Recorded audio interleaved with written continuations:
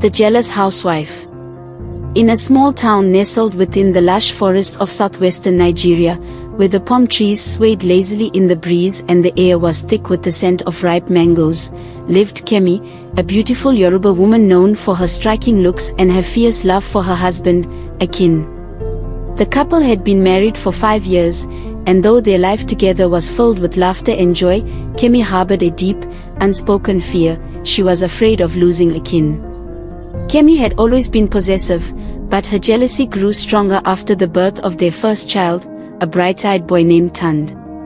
She had heard too many stories of men who strayed after their wives had children, and the thought gnawed at her, day and night. Kemi knew Akin was faithful, but every time she saw him chatting with another woman, even if it was just a neighbor or a vendor at the market, her heart would race, and her mind would fill with doubts. One afternoon, as the sun cast long shadows over their modest bungalow, Kemi stood by the window, watching Akin from behind the curtain. He was outside, laughing with Yetand, the young widow who had recently moved into the house next door. Kemi felt a pang of jealousy twist in her stomach. Yetand was beautiful, with smooth, dark skin and a smile that could light up the darkest room. She was also always around, borrowing this or that, her laughter echoing through the compound. Kemi clenched her fists. What was so funny? What was Akin saying to her that he couldn't say to his own wife? That evening, Kemi prepared Akin's favorite dish, pounded yam with egusi soup, hoping to remind him of her worth. As they sat down to eat, Kemi couldn't contain her suspicions any longer. Akin, she began, trying to keep her voice steady, you seem to enjoy talking to Yetand a lot. What do you two always discuss? Akin looked up, surprised by the question.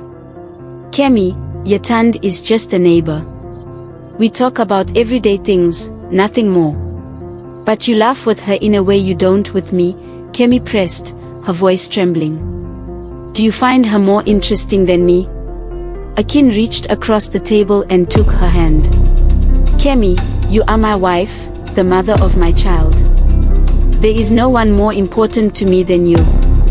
Yetand has been through a lot. I'm just trying to be a good neighbor.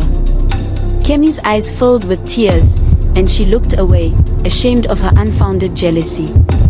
She knew Akin was telling the truth, but the fear of losing him had clouded her judgment. She had to trust him, their marriage depended on it.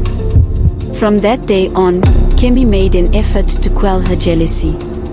She spent more time with Akin, joining him in conversations with neighbors, and even struck up a friendship with Yetand. Slowly, the tight knot of fear in her chest began to loosen. Kemi realized that love was not about possession but trust, and in trusting Akin, she found the peace she had been searching for.